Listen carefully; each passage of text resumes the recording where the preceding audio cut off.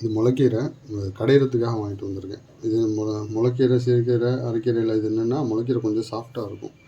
கடையிறதுக்கு ரொம்ப வசதியாக இருக்கும். ஒரு 10 நிமிஷம் வேக வச்சு கடைஞ்சிடலாம். இது ஆயிரது பார்த்திங்கன்னா கொஞ்சம் வேர் பக்கத்தில் லேசாக உடைச்சி இப்படி கிள்ளி எடுத்தோம்னா வந்துடும்.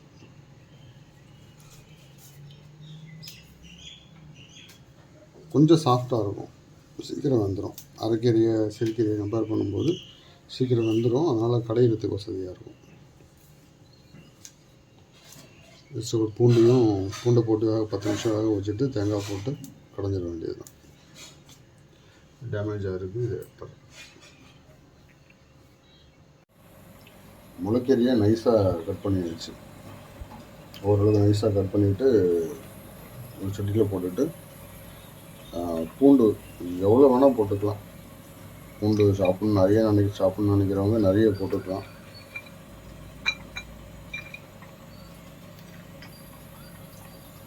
பூண்டு நிறைய போட்டிருக்கேன். எனக்கு வந்து ஒரு 2 பூண்டு 2.5 பூண்டு போட்டிருக்கேன். ஒரு அரை சொம்புக்கு கம்மியாக தண்ணி, அவ்வளோதான். அடுப்பு பற்ற வச்சிட வேண்டியது தான். இது கொதிக்க ஆரம்பிச்சதுலேருந்து கொதிக்கும் போது அப்படியே கொஞ்சம் கிண்டி விட்டோம்னா அப்படியே சுருங்கிடும். கொதிக்க ஆரம்பித்து சிம்மில் வச்சோ இல்லை மீடியமில் வச்சோ ஒரு 10 நிமிஷம் வந்துச்சுன்னா போதும். ஆஃப் பண்ணிவிட்டு கொஞ்சமாக உப்பு போடணும். கீரையில் எப்போதும் உப்பு இருக்கும், அதனால் கொஞ்சமாக உப்பு போட்டுட்டு தேங்காய் துருவல் நிறைய ஒரு கைப்பிடி 2 கைப்பிடி தேங்காய் துருவல் போட்டுட்டு கொஞ்சம் டம்ளரை வச்சு அப்படியே மற்ற வச்சோ டம்ளர் வச்சோ கடைஞ்சிட வேண்டியது தான். அவ்வளோதான், சிம்பிள், வேலை முடிஞ்சிடுச்சு. நான் வேகும்போது காமிக்கிறேன். அது தண்ணி கொதிக்க ஆரம்பித்ததுக்கப்புறம் எவ்வளோ குறைஞ்சிச்சு பாருங்கள். பரட்டி விட்டோம்னா இந்த அளவுக்கு குறைஞ்சிரும். அவ்வளோதான். சிம்மில் வச்சுட்டு ஒரு 10 நிமிஷம் இல்லை ஒரு 15 நிமிஷம், கொஞ்சம் வளர்ந்த தண்டுன்றதுனால ஒரு 15 நிமிஷம் வேக வச்சோம்னா முடிஞ்சிச்சு. பார்ப்போம். ஒரு 10 நிமிஷம் கரெக்டாக வெந்துடுச்சு. கீரையோட தண்டும் மசியுது, அந்த பூண்டு பொருளும் கொஞ்சம் மசியுது. அவ்வளோதான், டைம் முடிஞ்சிச்சு. இதை கடையிறதுக்கு தண்ணி கொஞ்சம் எக்ஸ்ட்ரா இருக்குது. அதனால் தண்ணியை ஒரு கிணத்துல ஃபில்ட்ரு பண்ணிவிட்டு அதுக்கப்புறம் தேங்காய் போட்டு லேசாக உப்பு போட்டு கடைய வேண்டியது தான்.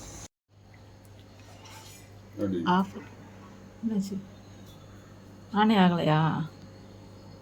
ஆமாம், இப்போ தான் ஆனது. அப்புறம் அது கொஞ்சம் எக்ஸ்ட்ரா அந்த தண்ணி அந்த கிணத்துல ஃபில்ட்ரு பண்ணிவிட்டு தேங்காய் பூ போட்டுட்டு லேசாக பரட்டி விட்டுட்டேன். இப்போ என்ன பண்ண போகிறேன், கொஞ்சோண்டு உப்பு போட்டிருக்கேன். உப்பு கடைஞ்சிட்டு கூட நம்ம வேணால் போட்டுக்கலாம். இந்த மாதிரி ஃப்ளாட்டாக இருக்கிற ஒரு டம்ளரை வச்சு கடைஞ்சிட வேண்டியது தான். அவ்வளோதான், முடிஞ்சிச்சு. நான் கடையும் போது இதை காமிக்கிறேன்.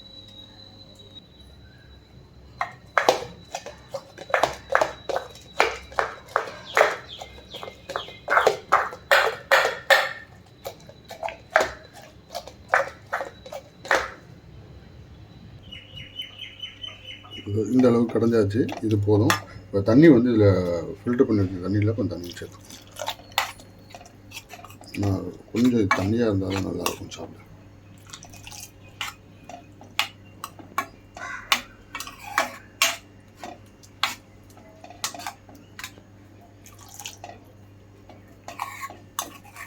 ரைட், இந்த எக்ஸ்ட்ரா இருக்கிற தண்ணியை குடிச்சிட வேண்டியது தான். இதில் பூண்டு எவ்வளோ கம்மியாகவும் சேர்த்துக்கலாம், அதிகமாகவும் சேர்த்துக்கலாம், தவறு இல்லை. தேங்காய் பூவும் கம்மியாகவும் சேர்த்துக்கலாம், அதிகமாக சேர்த்துக்கலாம். நான் 3 கைப்பிடிக்கு மேலே தேங்காய் பூ போட்டிருக்கேன். அவ்வளோதான், டிஷ் முடிஞ்சிடுச்சு. டேஸ்ட் பார்த்துட்டு உப்பு வேணால் இன்னும் கொஞ்சம் ஆட் பண்ணிக்கலாம். முடிஞ்சிச்சு, அவ்வளோ.